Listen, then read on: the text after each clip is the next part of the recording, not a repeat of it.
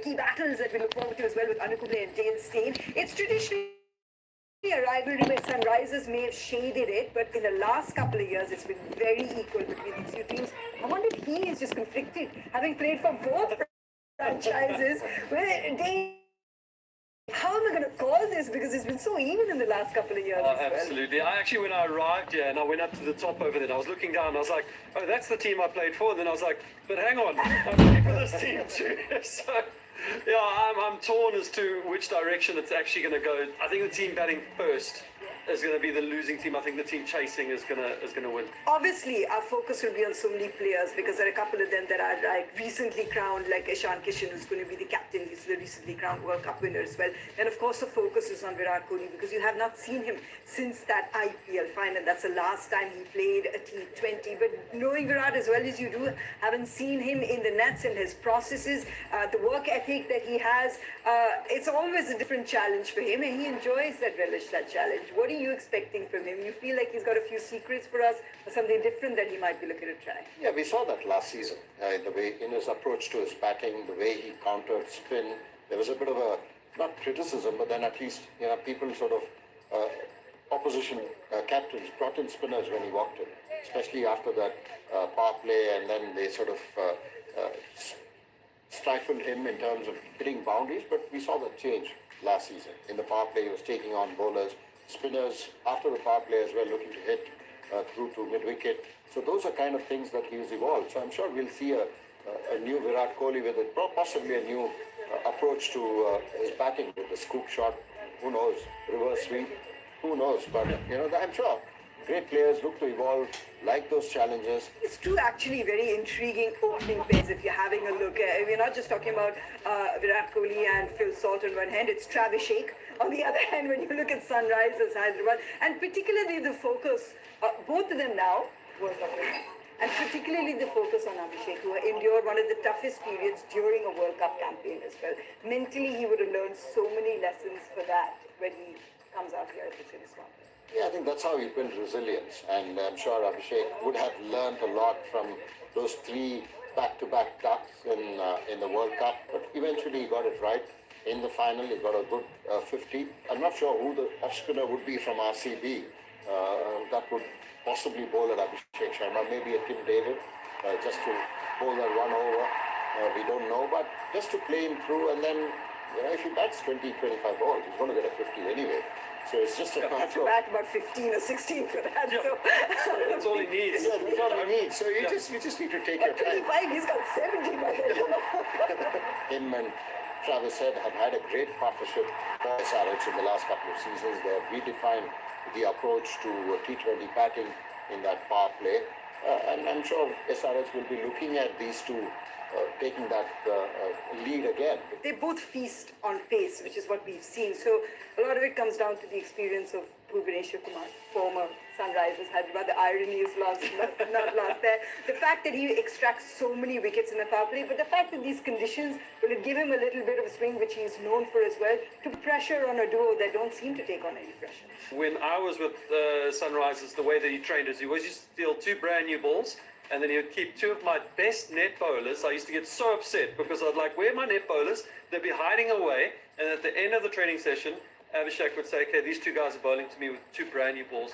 Hence why those first 6 overs have been so different in the last few years, because he trained specifically. Maybe tonight or in the build-up to this game now, he would have said, grab a new ball. I want somebody to just throw slightly slower off-spin. I've got that one aspect of my game under cover. I know I can do that now, so if Bhuvaneshwar bowls to me, I've got him covered. It's if they throw in a surprise element with Tim David or somebody to bowl a little bit of off-spin, can I handle that, and what are my options going to be? That's how he trains. He's a well-prepared man.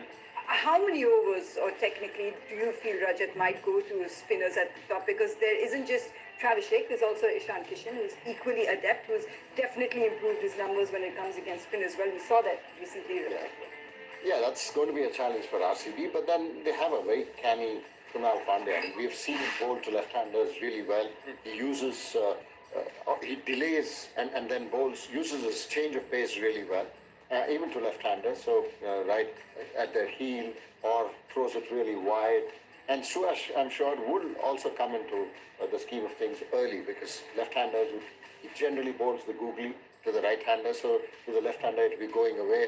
And he bowls at pace as well, so you need to really get under the ball for you to clear even a small boundary as Chinnaswamy. So I think Rajat Patidar will certainly look at these two spinners to bowl at least 1 over or 2 overs if they don't try a Tim David or someone else who can bowl off spin at these two left-handers. But when Ishan Kishan comes in, I'm sure they will take that risk of maybe a Krunal Pandya saying, okay, now bowl at a left-hander and get me out. And even if he goes for runs, that's a gamble that I'm sure RCB will be looking at because Ishan Kishan is in great form. Well, bowling is the one question that actually helped them last season, but Josh Hazelwood had played a huge role in just creating the pressure, being defensive. With his non-availability, you have a look at the squad when it comes to RCB as well. Do you bring in Jacob Duffy maybe as well? There is a Mayank Radav that you brought in as a left-arm seamer option? Yeah, depending on the conditions. I think if it's a flat surface, then I would possibly go the extra batter route and say, okay, let's play fire with fire. Yeah. Because SRH is going to come hard. If it's a flat surface, I would rather go with a Bethel and Tim David and Romario Shepherd, and then of course Phil Salt at the top of the order.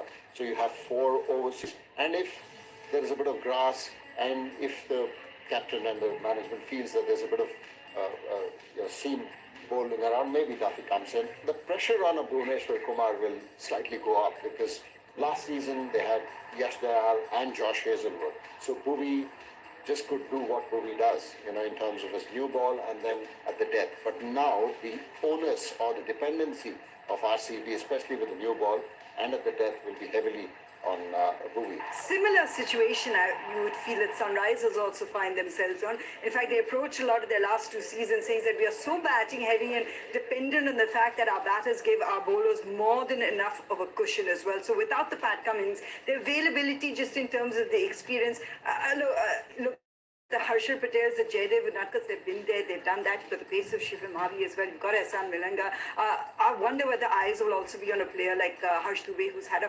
phenomenal domestic season as well, coming into this having taken 60 wickets in the Ranji Trophy. Is he primed now for the pressures of the IPL? Yes, they certainly have that. But I think the key for them, what Hardik does or what Hardik did for India, and what Hardik does for Mumbai Indians, they'll be looking at Nitish Reddy to do that. With the new ball, I'm sure from what I hear, from what reports I have read, pace, and I think he will probably take the new ball for SRH because there's no Pat Cummins. So you need somebody to do that for them. Their bowling has been their weak link.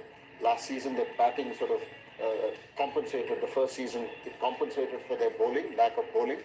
But last season, the batting didn't come through, so the bowling sort of got exposed. So it's important that Nitish Reddy gives them those 4 overs and picks up wickets. Then I think SRH will be comfortable going into that game tomorrow. Now the 4 overs could be split between potentially Reddy and Livingston, who can bowl a little bit of something here and there. So that's an option.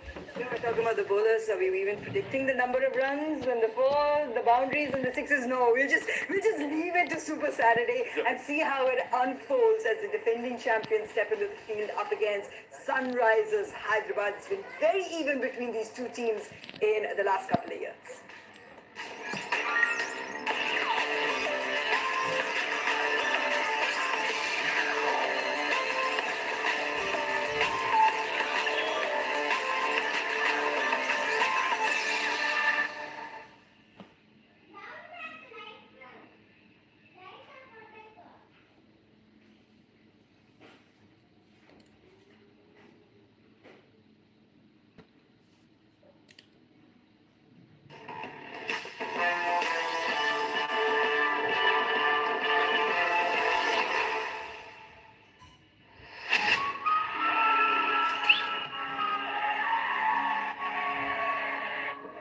Season, the new books, same dream. The challengers are ready.